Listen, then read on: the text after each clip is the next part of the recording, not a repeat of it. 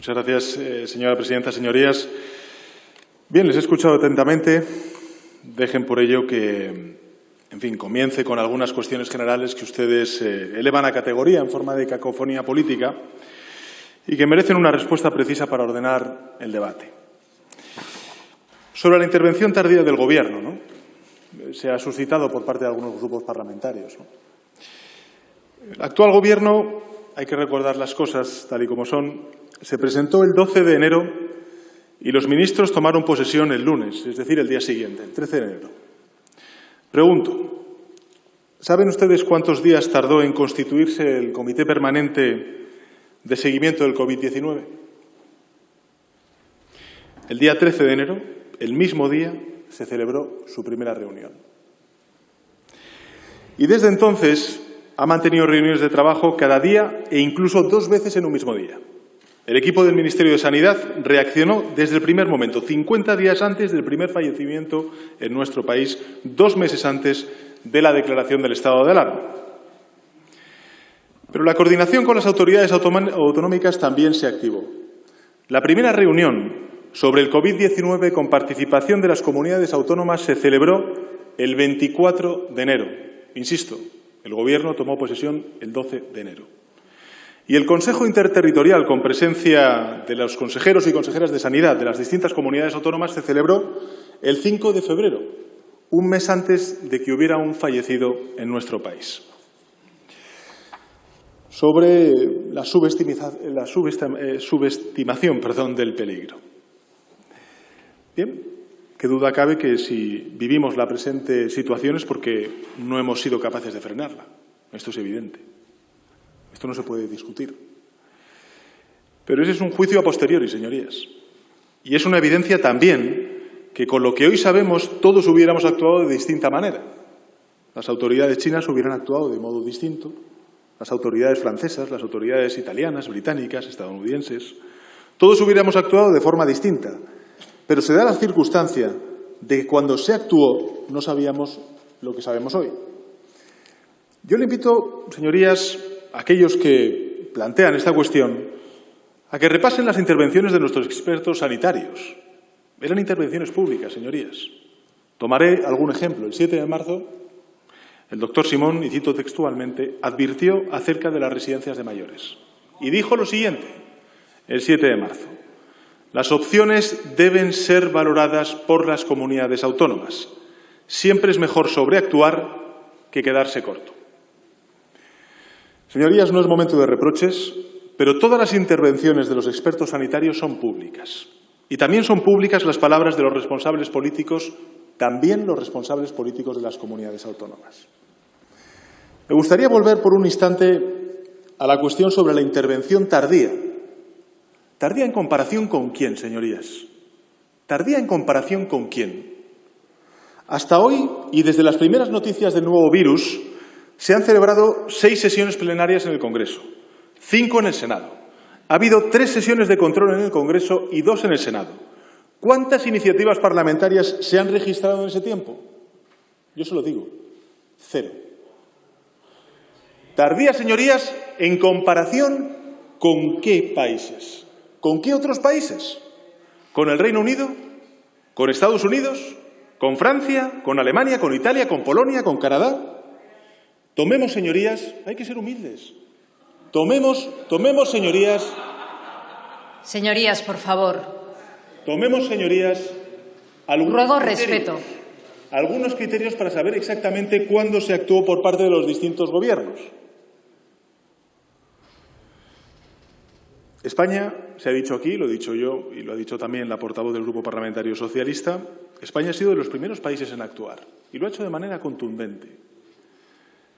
Vamos a situar el tema en su verdadero punto. España, ¿cuándo aprobó el decreto de alarma? Lo aprobó, por ejemplo, cuando teníamos 4.231 infectados. Italia lo aprobó con 9.172 infectados. El Reino Unido con 5.687 infectados. Y Francia con 6.573 infectados. España aprobó el decreto de estado de alarma cuando, desgraciadamente, en nuestro país, y ya son muchos, teníamos 120 fallecidos. El Reino Unido 281 e Italia más de 400 italianos. Por tanto, señorías, hay que ser humildes, hay que situar el tema en su verdadero punto, porque todos los países han sido invadidos sorpresivamente. Sobre el 8 de marzo. Señorías, en casi todos los países europeos se celebraron las manifestaciones del 8 de marzo con absoluta normalidad. Así fue en París, en Berlín, en Viena o en Bruselas. En Francia hubo incluso manifestaciones de los chalecos amarillos hasta el sábado 14 de marzo, cuando nosotros declaramos el estado de alarma. E incluso el día siguiente se celebraron las elecciones municipales, la primera vuelta de las elecciones municipales en Francia, y lógicamente tuvieron que suspender la segunda vuelta de esas elecciones. Por tanto, esta era la primera consideración que quería hacerle a los distintos grupos que han criticado esa supuesta falta de contundencia o tardía en cuanto a la presentación del estado de alarma. Señor Casado, usted lidera un partido que gobierna en distintas comunidades autónomas, algunas de ellas muy afectadas por la pandemia del coronavirus. Y, por lo tanto, debería saber distinguir lo urgente de lo importante en momentos donde el sentido de Estado es esencial. Ahora, lo urgente, repito, lo urgente, es frenar la curva de propagación, resistir ante los días más duros. Lo he dicho en las distintas comparecencias, esta semana iba a ser muy dura, y prepararnos para posibles repuntes de la pandemia mientras buscamos una vacuna. Vivimos, señorías, tiempos excepcionales que requieren actitudes y sacrificios excepcionales. Cuando, por ejemplo, los agricultores paran sus legítimas protestas para centrarse en llenar nuestras despensas, o cuando Alemania, y aquí se ha recordado por parte de algún interviniente, está dispuesta a romper su férrea ortodoxia fiscal y asumir una deuda pública histórica, se nos lanza un mensaje claro, y es que es el momento de estar unidos. Miren, señor Casado, en esta batalla usted y el conjunto de la oposición son para mí todos aliados frente al virus. Ahora no podemos permitir diferencias. Yo lo que estoy demandando es unidad y lealtad, es lo que he dicho en mi primera intervención. La misma, por cierto, que muestran las fuerzas de la oposición allá donde gobiernan otros partidos políticos, usted, por ejemplo. La lealtad sobre este tema de la oposición en Madrid, en Andalucía, en Castilla y León, en Murcia. O, si prefiere, la lealtad que muestran en nuestra mayoría de los países de nuestro entorno europeo las fuerzas de la oposición. Por ejemplo, la lealtad del Partido Laborista británico, la lealtad de la derecha portuguesa, que expresa por boca de su portavoz, y cito textualmente las siguientes palabras: no les vemos como el gobierno de un partido adversario, sino como el gobierno de Portugal al que todos debemos ayudar en este momento. La lealtad de la oposición de las derechas en Francia, cuando manifiesta, y cito textualmente, ante la amplitud de la epidemia no hablamos de una mayoría y de una oposición. Lo que hay es una única Asamblea Nacional unida y junta. Por tanto, señorías, señor Casado, no se conocía la amplitud de esta tragedia, ni menos el momento en que iba a comenzar. Como tampoco lo conocían los responsables políticos de los demás países. Igual que ustedes no lo conocían. Tampoco nosotros sabíamos qué día y con cuánto daño concluirá esta epidemia. Y si alguien lo supiera, como dije hace ya una semana, subiría a esta tribuna y lo anunciaría. Pero nadie lo va a hacer, señorías. Lo que sí sabemos, ustedes y yo, es que esto acabará antes y con menos daños si pensamos unidos, si actuamos unidos y si luchamos unidos. Y eso es lo que les propongo hoy formalmente, unidad y lealtad. También le demando solidaridad en un día como hoy al conjunto de la Cámara. Solidaridad especialmente con Madrid, con la Comunidad de Madrid, cuyas cifras son trágicas y las cuales además nos sobrecogen a todos, y en particular a los vecinos y vecinas de la Comunidad de Madrid. Esa solidaridad que es ahora más necesaria que nunca. Madrid siempre ha sido, señorías, muy generosa con toda España. Madrid ha acogido siempre a todos. Nadie se siente fuera de Madrid. Y ahora Madrid necesita al conjunto de España, señorías. Hoy es Madrid, pero mañana, como lo he dicho en mi intervención inicial, puede ser Cataluña y pasado otras comunidades autónomas. Y debemos estar unidos para ganarle al virus. El virus, como saben, está atacando con mayor virulencia en esta primera fase a la Comunidad de Madrid. La situación de las UCIs y de los hospitales en nuestra capital está al borde del colapso. Y es este el momento en el que todos los españoles seremos solidarios con los madrileños. El Gobierno de España garantizará la equidad y pondrá recursos sanitarios en los hospitales de la Comunidad de Madrid, provenientes de otras partes de España, que no tengan, lógicamente, esos problemas de saturación. Y esa solidaridad de todos los españoles ayudará a Madrid en este momento crítico. Y más adelante esa solidaridad lo será con Cataluña y con los otros territorios de nuestro país que lo vayan necesitando. Por eso, señorías, solicito al conjunto de la Cámara, insisto, tiempo, unidad y lealtad. Es lo que necesitamos en el frente para ganarle esta guerra al virus. Tiempo, unidad y lealtad, el mismo tiempo, la misma unidad y la misma lealtad que yo les ofrezco. Señorías, les aseguro que cuando salgamos de esta, tendrán mucho tiempo para hacer oposición al Gobierno. Mucho tiempo. Pero habrá una diferencia con respecto a hoy. Ya les adelanto. Y es que entonces me defenderé. Pero ahora no voy a perder ni un minuto, ni un gramo de energía en defenderme, porque necesito todo el tiempo y todas las fuerzas de las que dispone el Gobierno de España para combatir al virus. El enemigo es el virus y espero que todos lo entendamos.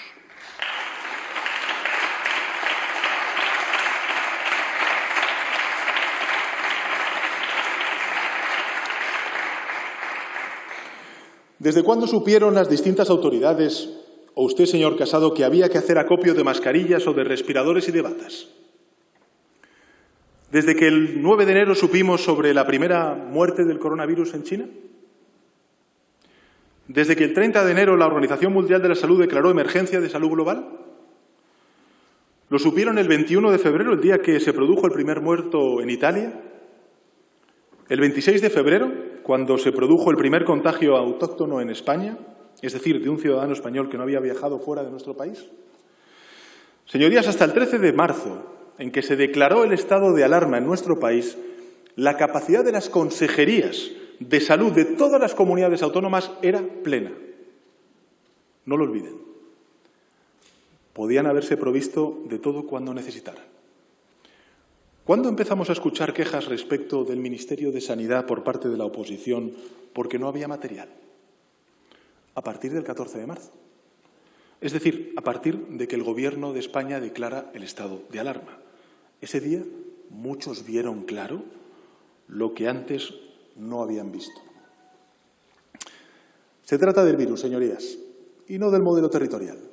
Fíjense, Francia, lo hemos visto en la prensa, que tiene un Estado centralizado, absolutamente vertical, tiene dificultades en el suministro de mascarillas y respiradores.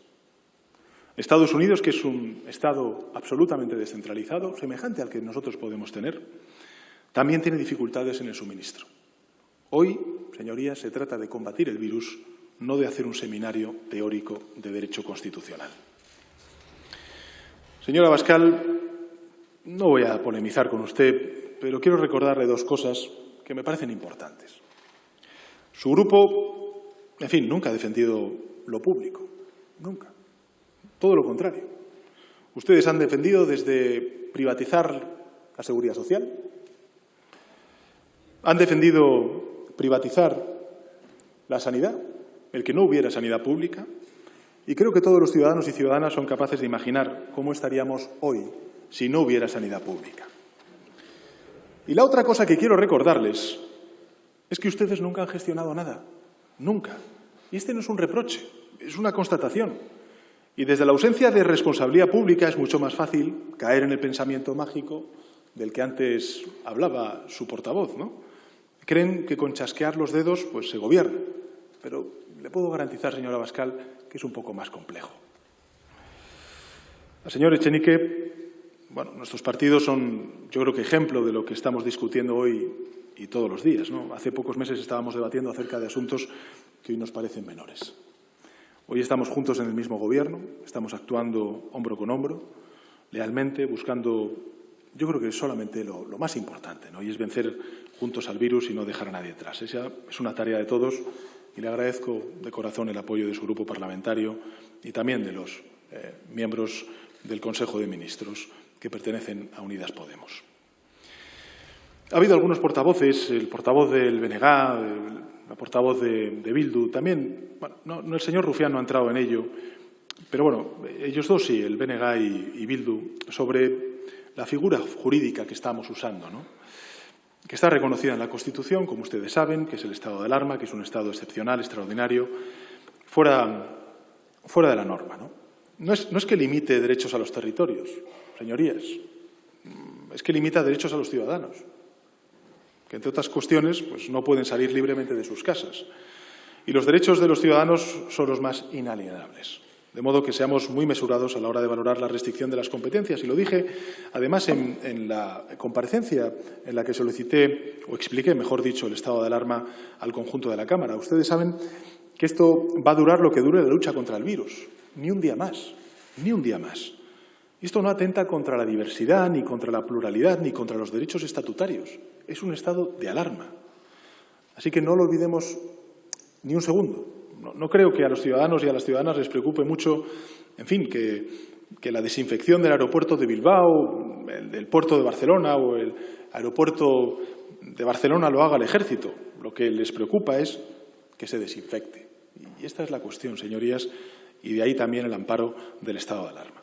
En relación con el portavoz del Partido Nacionalista Vasco, creo que la propuesta que hemos planteado de crear, bueno, en fin, de constituir o de convertir, mejor dicho, la Comisión Parlamentaria de Sanidad en esa comisión de seguimiento de la pandemia, donde proveamos a los distintos grupos parlamentarios de la información que ustedes necesitan, no solamente diaria de la evolución de la pandemia, sino también de las medidas que está tomando el Gobierno de España, pues me parece que es, digamos, recoger el guante a la propuesta, a la enmienda que ustedes plantean en su resolución.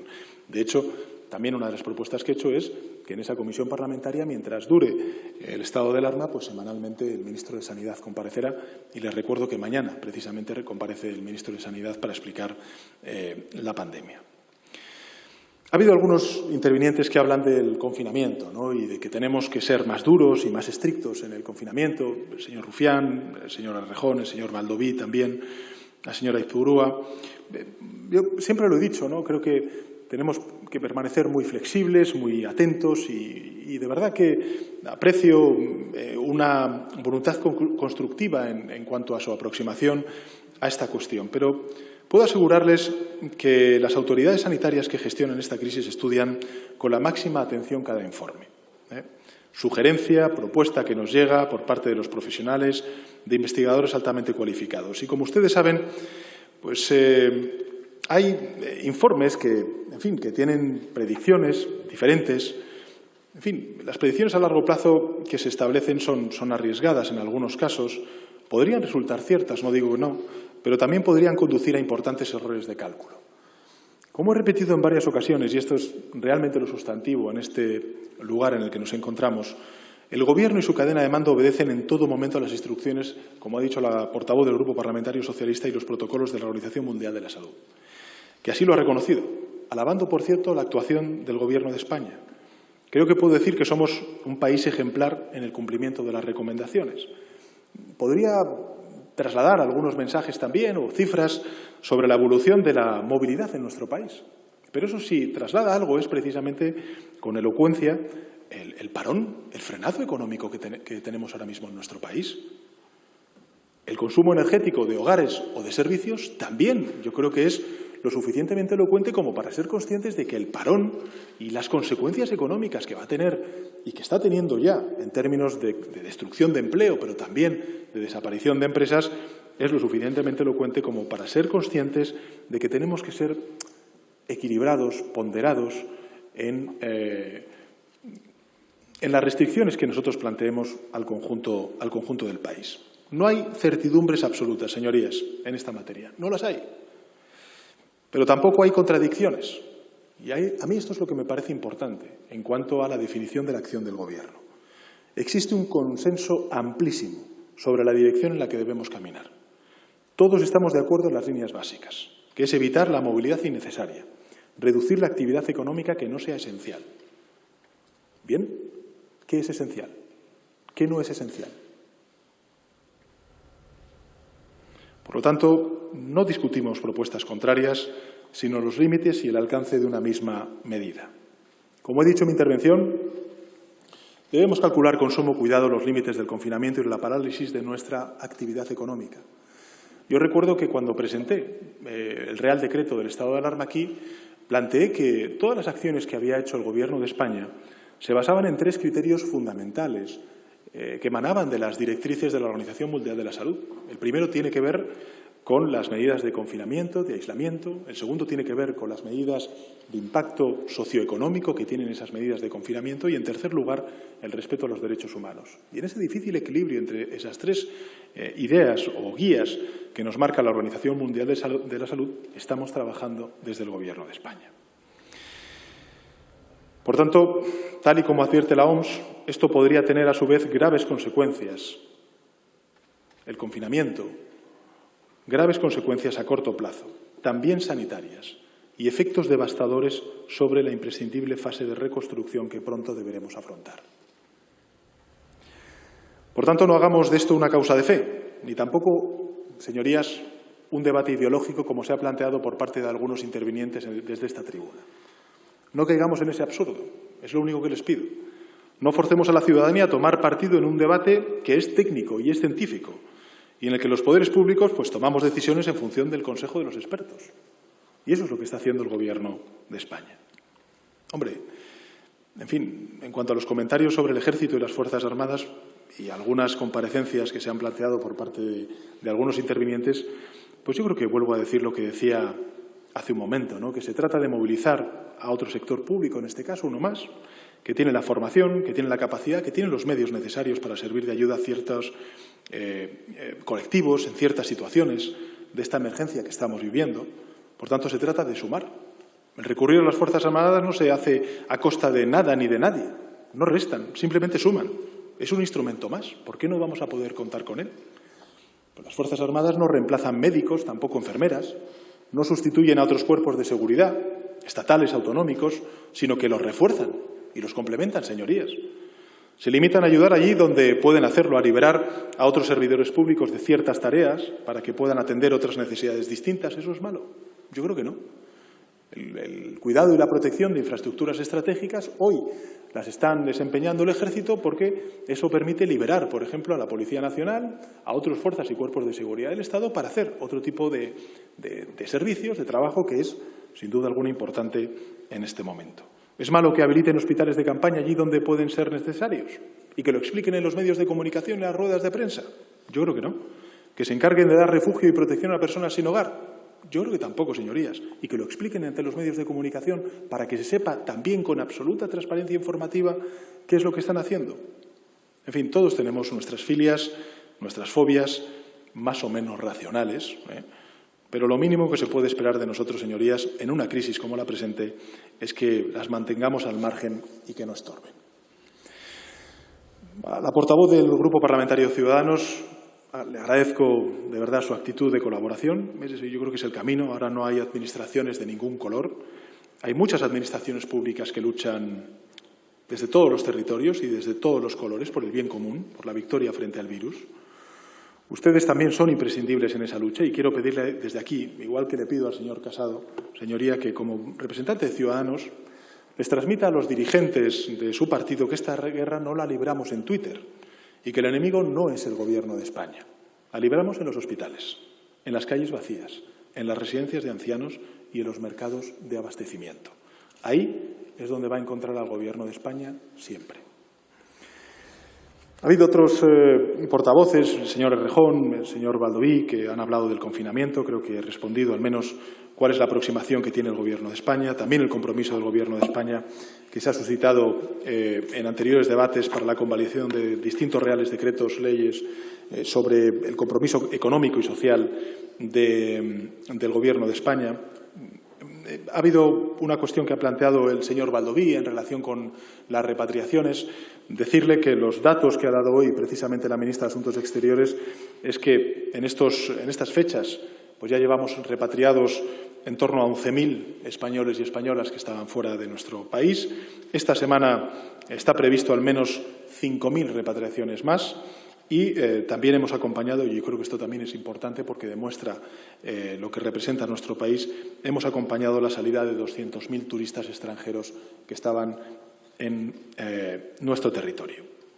Y a los partidos minoritarios, señorías, que forman parte del Grupo Plural, del Grupo Mixto, yo lo que les quiero decir es que les tenemos presentes y que quiero darles las gracias. Quiero decirles que tienen un papel fundamental, porque en esta batalla contra el virus no sobran manos, incluso las manos más pequeñas tienen 5 dedos y, por tanto, son bienvenidas en esta tarea. Agradezco de verdad su unidad de acción y les invito a que sigan aprovechando todos los cauces institucionales existentes para hacer llegar al Gobierno cualquier propuesta. Y, sin duda alguna, también a la portavoz del Grupo Parlamentario Socialista y al conjunto del Grupo Parlamentario Socialista les agradezco de corazón el apoyo que nos están prestando, porque es muy alentador y la verdad es que nos llena de energía para las fechas que tenemos por delante.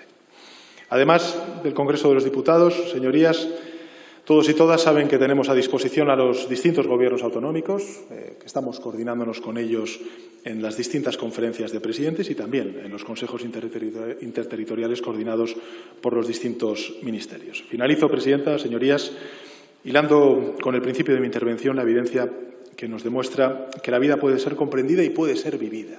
Yo creo que esto es importante subrayarlo en un momento como el actual. Comprender requiere de tiempo y requiere de reflexión.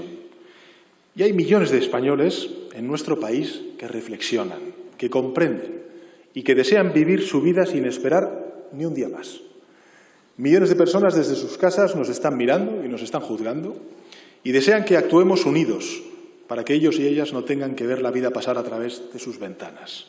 Quieren mirar hacia adelante. Esta situación también, señorías, pone un termómetro a la salud política de nuestro país y la ciudadanía lo sabe. Vayamos más allá de la evidencia, retemos al presente con resistencia, aprovechemos esta situación de emergencia para volver a hacer política, como hemos dicho en muchas ocasiones en esta Cámara, política con mayúsculas. Muchas gracias. Muchas gracias, señor presidente.